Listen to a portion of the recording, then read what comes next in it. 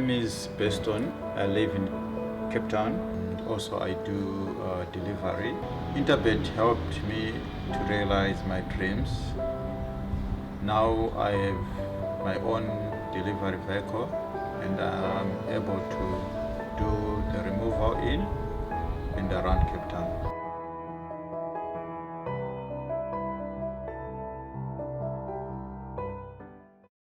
Well, we're on to race number 8, closing things off, and the last race should take place, all things being equal, at 1750.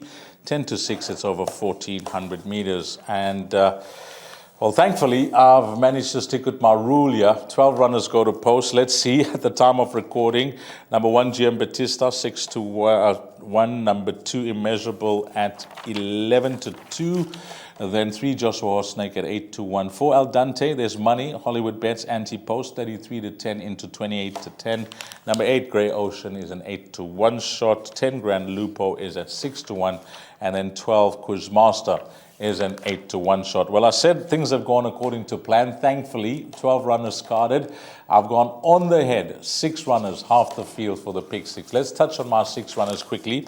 Number 1, GM Batista for Wendy Whitehead. You had to like the progress he made last time out behind Surya Varman. From that form line, second in that race was Cheeky Laddie, who came out to run a decent third for Dean Kannemeyer. Unsolved Riddle, who was somewhere downfield behind Surya Varman, came out to run second at a big price. So I think from draw 1, a lot of respect for number 1, GM Batista. Number 2, Immeasurable, is holding his form very well. And even though he's carrying 61.5 kgs, nicely drawn at 2 with Muzieni up, I think has to go into the pick 6. Al Dante is the most interesting runner in the field. And you look at his profile and you look at what he's done thus far. In 2021, he only had 2 runs. 2022, 1 run. 2023, he's had 3 starts. So he's obviously had issues throughout his career, and compliments to the Odendal yard and the team back home for giving him the time needed to bring him back to full fitness. And the way he's racing now, I think that that patience is certainly paying off handsomely, because the way he won at Hollywoodbets Scottsville, his penultimate start, he just pulverized the opposition, winning with authority. And then I thought last time out he's going to follow up. It was not to be. He just ran. He traveled so sweetly that day. I thought it was just a matter of Keegan DeMello pressing the button, and that was going to be it. But he found nothing over the final 100 meters. And you will see what happens this time round. That form line of that last start behind Ricardo has held up very well. Ricardo having back-to-back wins. Hey Bill coming out to win. So, with 61.5 kgs, they've engaged the services of Rachel Vinegar, a horse that has a big reputation from the MJ Odendal yard.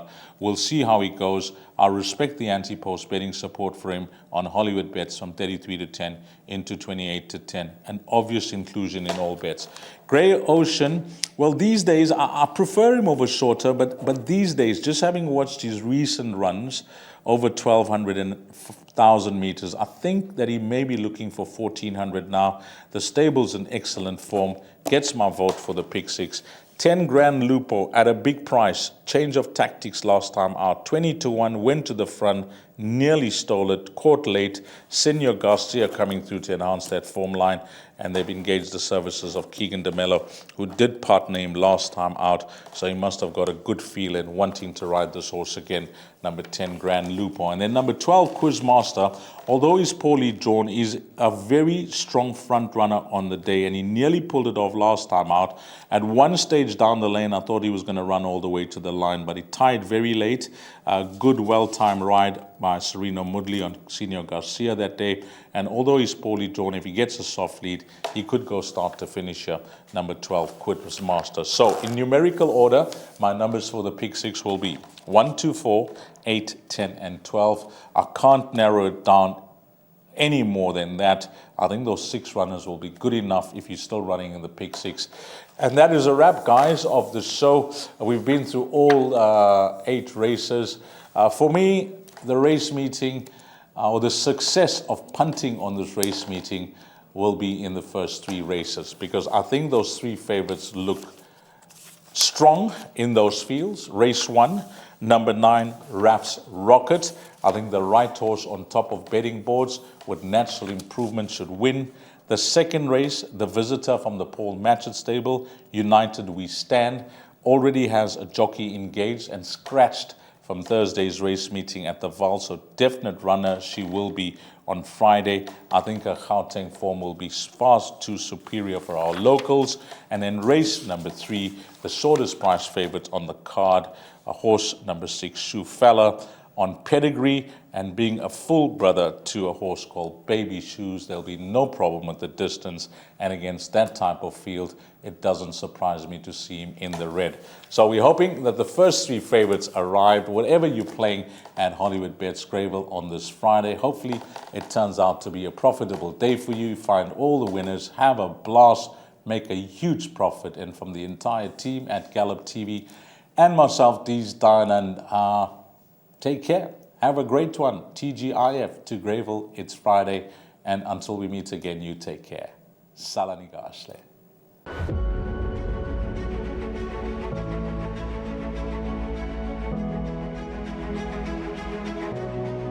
It's good fun. Days like these are great. You get the whole industry together. And to have, companies and corporations like Interbet and Cape Racing who are so generous with sort of time and energy into making a day like this possible is it's fantastic for everyone.